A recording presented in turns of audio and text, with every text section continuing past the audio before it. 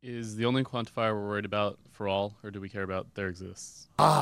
We do care about there exists, but what's nice is that there exists can be defined using symbols already on the list. So in fact, we can define exists using the universal quantifier and negation. Can anybody tell me how to do it? So in other words, what I want is I want to be able to say things like there exists something such that x plus 1 equals 7. There exists an such that x plus 1 equals 7. But I want to express the same idea using just symbols on that list.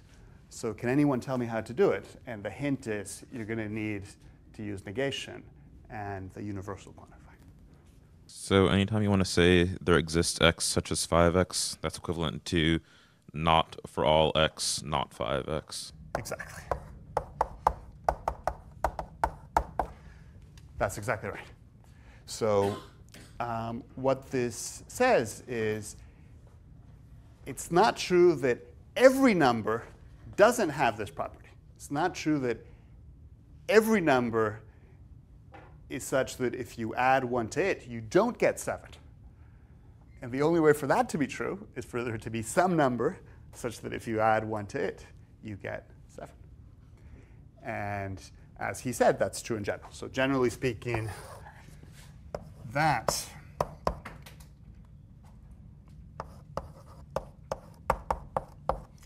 can just be defined as that.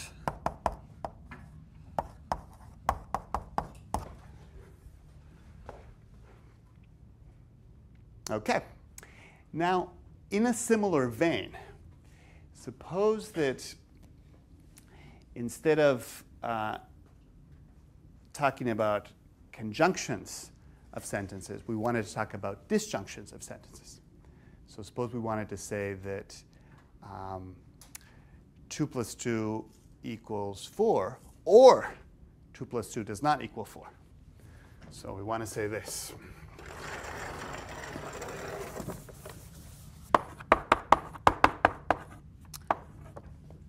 Or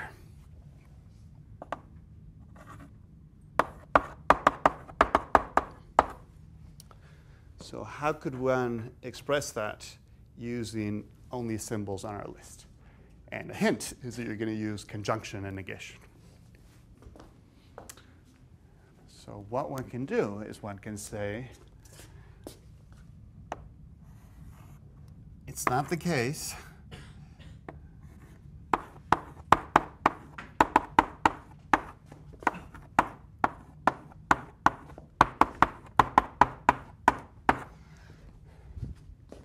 so for this to be true is for either that to be true, or that to be true, or both. So in other words, what we're saying is, look, the world can be any way it wants as long as these guys are not both false. And that's what this says. It says, look, the world is not such that that one's false, because its negation is true, and that one's false, because its negation is true. So you can think in general of phi or psi as a definition for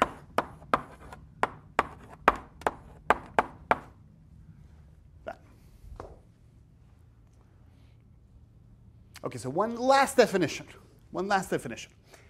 What about if-then?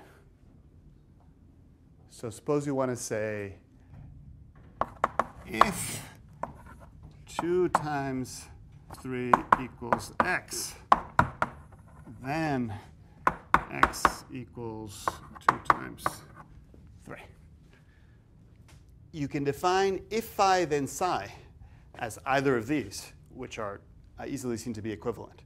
So let's do it in terms of disjunction. So what this says is that for it to be the case that if phi then psi, then one of two things need to happen. It needs to either be the case that the antecedent doesn't hold, or it needs to be the case that the consequent does hold. In other words, the only thing that's not allowed is for the antecedent to hold without the consequent. Yes, Damien. Probably worth mentioning that the natural language if-then it's controversial, but it's very probably not exactly equivalent to that if-then. But this is close enough to what we mean to be able to be used in mathematics. That's right. So Damien's absolutely right. So basically, this only works when you're dealing with mathematical truths, which are, for example, necessary. But things can easily go wrong if you try to formalize the natural language if-then using this method.